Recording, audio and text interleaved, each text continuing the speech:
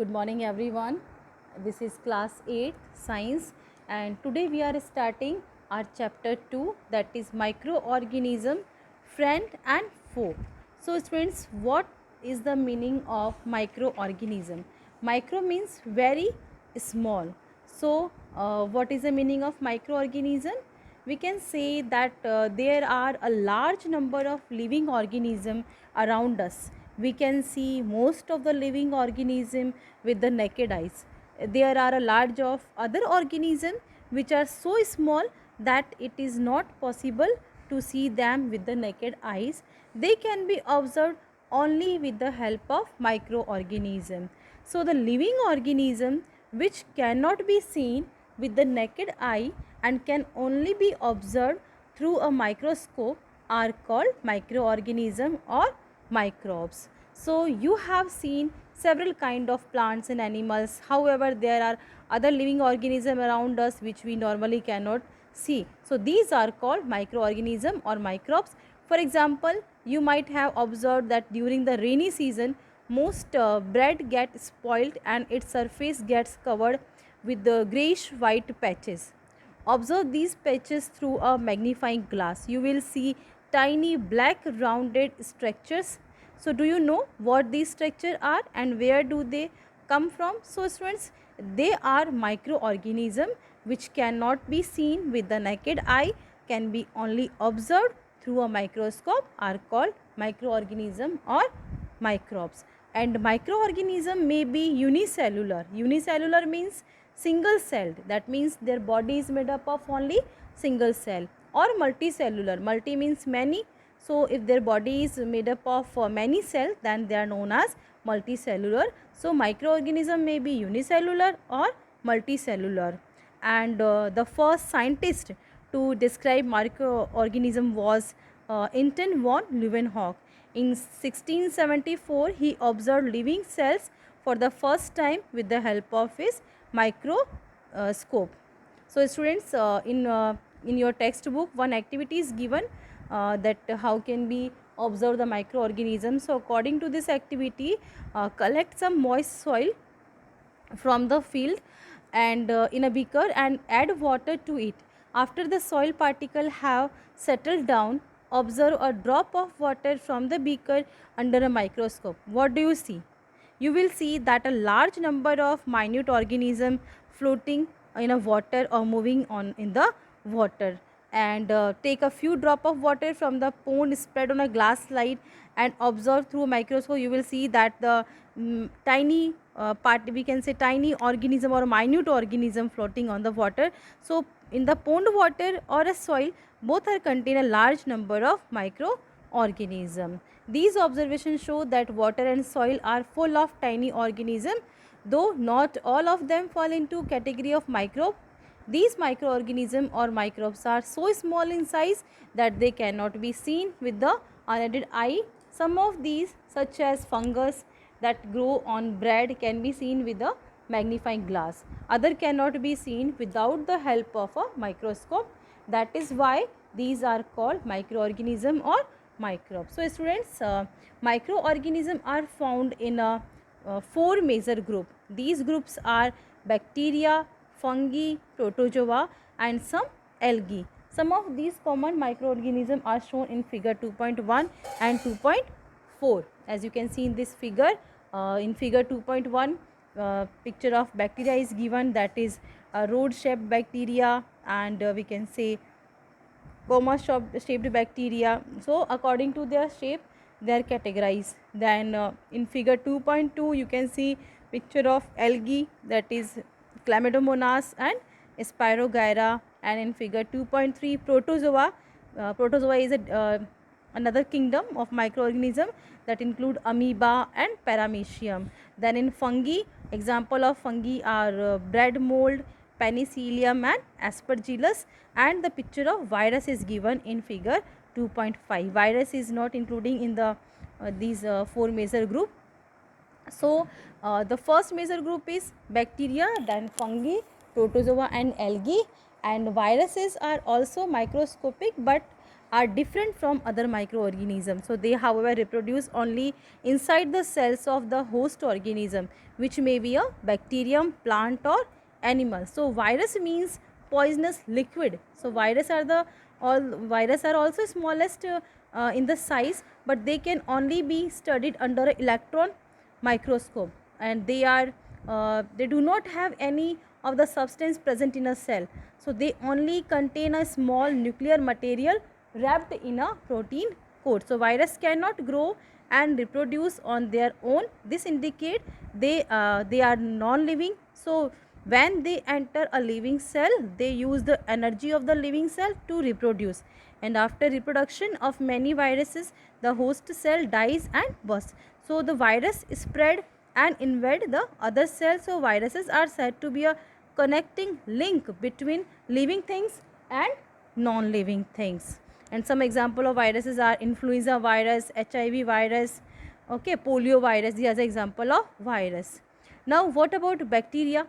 Bacteria are very small and the simplest living organism, okay, and according to their growth, if they need oxygen for a growth, then they are known as a aerobic bacteria, and the bacteria which survive without oxygen are called anaerobic bacteria. And algae is another group of microorganism. They are simple plants, and they vary in size, shape and habitat. Some are unicellular and microscopic, while the other are multicellular, and they have no stem, root and leaves like other plants, but they have chlorophyll, so they can make their food through photosynthesis. For example, Chlamydomonas, Spirogyra. Then what about fungi? Fungi is a group of, we can say, diverse organism that lack chlorophyll. They generally grow in dark and moist condition, and some fungi are saprophytes while some are parasite, and fungi are unicellular or multicellular. For example, mushroom. And some example of fungi are mold and mushroom, penicillium yeast. These are the example of fungi. Then protozoa means first animal. So protozoa are unicellular microorganism, for example amoeba, paramecium, okay. So these are the four major group of microorganism. This is the picture of microorganism and virus. Now where do microorganism live? Microorganism may be, we can say, single cell like bacteria, some algae and protozoa, or multicellular such as many algae and fungi, but microorganisms are present everywhere. Some live alone while others grow in a group called colonies. They are found in every kind of environment. They are found in air, soil and in water bodies like sea, lakes, ponds. They are also found in dead and decaying organism and even inside our bodies.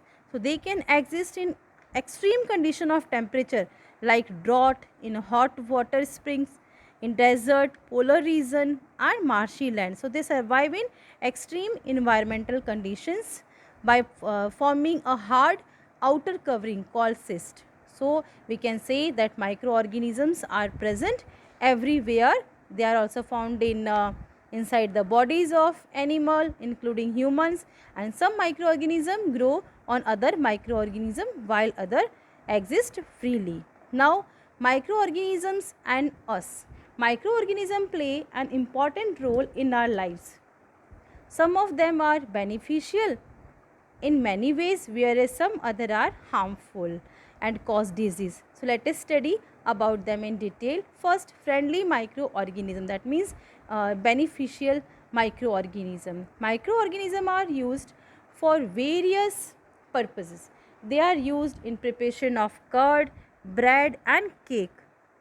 They are also used in cleaning up the environment. For example, the organic waste, that is vegetable peels, remains of animal, etc., are broken down into harmless and usable substances by the bacteria. So recall, the bacteria are also used in the preparation of medicine in agriculture, and they are used to increase soil fertility, and they use in making of medicine also, that we will study further. So first we will study that making of curd and bread. So you have learned in class 7 that milk is turned into curd by bacteria. Curd contains several microorganisms. Of these, the bacterium Lactobacillus promote the formation of curd.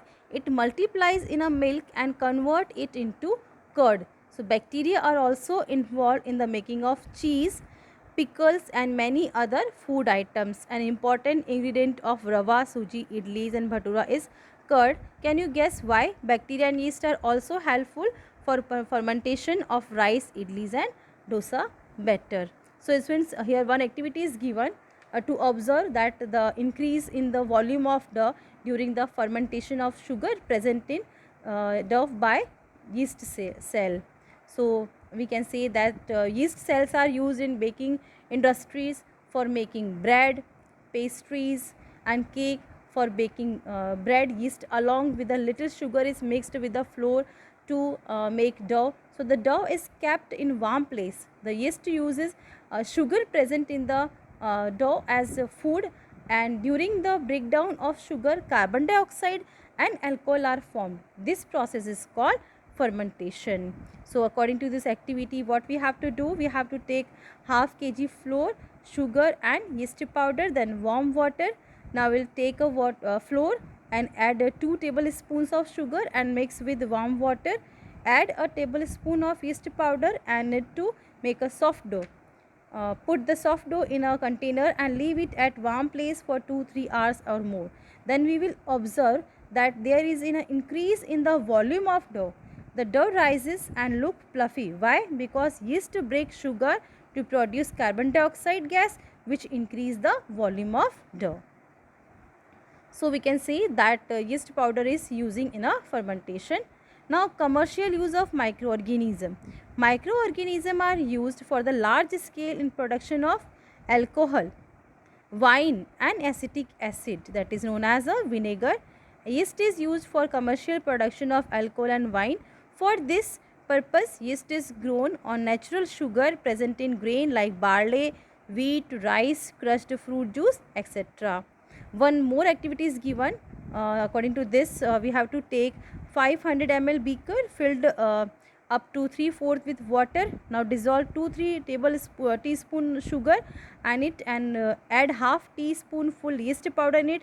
Now cover the beaker and allow the mixture of sugar solution and yeast powder to stand in a warm place for 4-5 hours. Now smell the solution. You find that this smell of alcohol is you will observe the smell of alcohol which is formed through fermentation. So this is the smell of alcohol as sugar has been converted into alcohol by yeast, and this process of conversion of sugar into alcohol is known as fermentation, that is observed by the scientist, that is Louis Pasteur discovered fermentation in 1857. Some bacteria are used in production of tea, coffee and tobacco also, and some bacteria take part in the production of certain acids like lactic acid, citric acid, etc.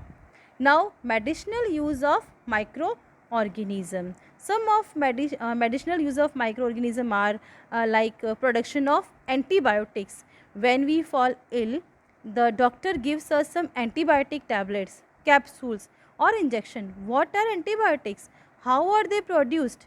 The medicines produced by living organisms such as bacteria and fungi, which kill or stop the growth of disease causing microorganisms that are known as pathogens present in our body are called antibiotics.